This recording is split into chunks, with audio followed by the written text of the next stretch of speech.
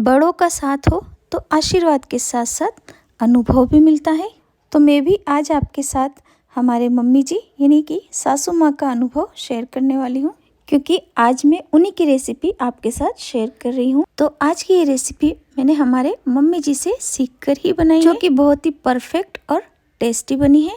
तो आप भी सर्दियों की स्पेशल ये मिठाई एक बार ज़रूर से ट्राई करके देखिएगा। तो फिर चलिए बनाना शुरू करते हैं। इसके लिए सबसे पहले हमने यहाँ पर 2 कप मूंगफली के दाने लिए हैं। इन्हें हम कढ़ाई में डाल देंगे और भून लेंगे। बस ध्यान रखना है कि कोई दाना ख़राब नहीं हो, क्योंकि कोई भी दाना यदि ख़राब होगा तो हमारी मिठाई का टेस्ट बिगड़ सकता है। तो ख़राब दाने होते हैं आप निकाल लीजिए। तो इन्हें भूनने में लगभग 7 से 8 मिनट लगेंगे। गैस का फ्लेम आप मीडियम रखिए। हाई फ्लेम पर यदि आप इन्हें भूनेंगे तो इनमें दाग लग सकते हैं। तो यहाँ पर देखिए लगभग 7 से 8 मिनट में दाने हमारे अच्छे से भून चुके हैं, यानी कि इनके छिलके आसानी से निकलने लग गए हैं। तो बस अब हम गैस बंद कर देंगे और इन्हें किसी बर्तन में निकाल लेंगे। इसके बाद फिर से हम इसी कढ़ाई में 2 कप तिल्ली डाल देंगे और इन्हें मीडियम फ्लेम पर भून लेंगे जब तक कि इनके चटकने की आवाज़ नहीं आने लगती है। तो यहाँ पर आप रेशो ध्यान रखिए, जितनी हम मूंगफली ले रहे हैं उतनी ही हमें तिल्ली का इस्तेमाल करना है। तो यहाँ पर देखिए लगभग 5 से 7 मिनट लगे हैं और तिल्ली भी चटकने लग गई है। इनका कलर भी हल्का सा चेंज होने लगा है। तो बस इसी स्टेज पर गैस बंद कर देंगे और तिल्ली को भी हम किसी बर्तन में निकाल लेंगे और इन्हें ठंडा होने के लिए छोड़ देंगे। इस तरफ ही मूंगफली के दाने भी हल्के से ठंडे हो गए हैं।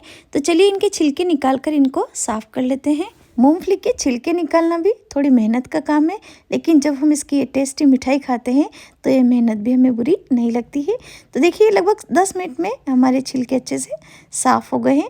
इसे आप कपड़े में डाल करके अच्छे से मसल लीजिए, छिलके जल्दी निकल जाएंगे। तो यहाँ पर मूंगफली को अच्छे से साफ़ कर लेने के बाद अब हम इन्हें मिक्सी जार में डाल करके पीस लेंगे। तो पीसते टाइम ध्यान रखना है कि इन्हें हमें पल्स मोड पर ही चलाना है, ताकि पीसते टाइम मूंगफली का ऑयल नहीं निकले। तो इस तरीके से देखिए पल्स मोड पर चलाते हुए मैंने ये मूंगफली का पाउडर तैयार कर लिया है और आप देख सकते हैं कि पीसते टाइम मूंगफली का बिल्कुल भी ऑयल नहीं निकला है। तो चलिए अब हम इसे किसी बर्तन में निकाल लेते हैं। इसी मिक्सी जार में तिल्ली को भी पीस लेंगे, क्योंकि तिल्ली भी हल्की सी ठंडी हो गई है। तिल्ली को भी पीसते टाइम हमें इसी तरीके से पल्स मोड में ही पीसना है, ताकि तिल्ली का दरदरा पाउडर तैयार हो जाए।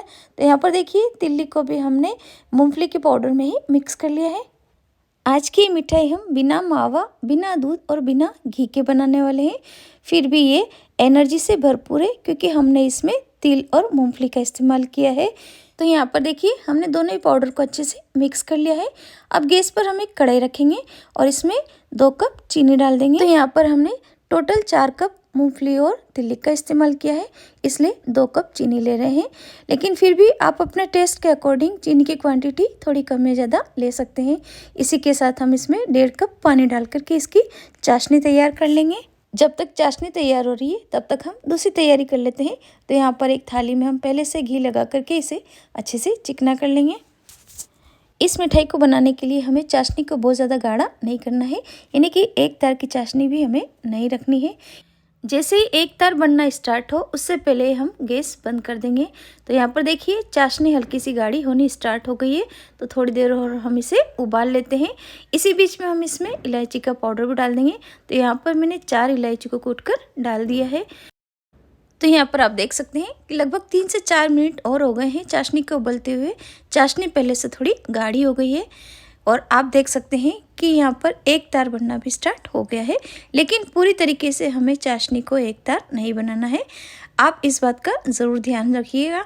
बस इस परफेक्ट नाप से यदि आप ये चाशनी बनाएंगे तो आपकी मिठाई बहुत ही बढ़िया बनेगी। और यदि आपने पूरा एक तार की चाशनी बनाई तो आपकी मिठाई इस तरीके से सॉफ्ट नहीं बनेगी, यानी कि हल्की सी कड़क हो जाएगी। तो यहाँ पर देखिए चाशनी बनकर तैयार है। अब हम गैस बंद कर देंगे और इसे गैस से उतार लेंगे। और इसके बाद हमने जो पाउडर बनाकर तैयार कर रखा था वो पाउडर इस चाशनी में डाल करके धीरे धीरे से इसे मिला लेंगे। पाउडर को चाशनी में डालने के बाद लगातार 2 से 3 मिनट तक इसे अच्छे से चलाते हुए हमें मिलाना है, ताकि मिठाई में बिल्कुल भी गुठलियाँ नहीं हो और ये पाउडर भी चाशनी में अच्छे से मिक्स हो जाए। तो यहाँ पर आप देख सकते हैं कि इसे मिलाते हुए मुझे लगभग 3 से 4 मिनट हो गए हैं और ये घोल पहले से आपको थोड़ा गाढ़ा भी लग रहा होगा और हल्का सा ये ठंडा भी होने लगा है।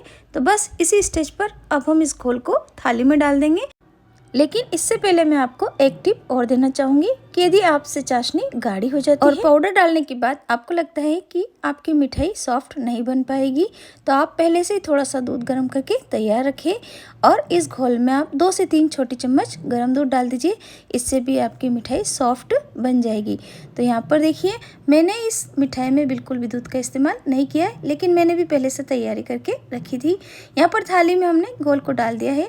स्पैचुला या कटोरी की हेल्प से इसे अच्छे से सेट कर लेंगे और इसके बाद तुरंत ही हम इसके ऊपर थोड़ा सा ड्राई फ्रूट्स डाल देंगे। तो मैं यहाँ पर पिस्ता और बादाम की कतरन डाल रही हूँ।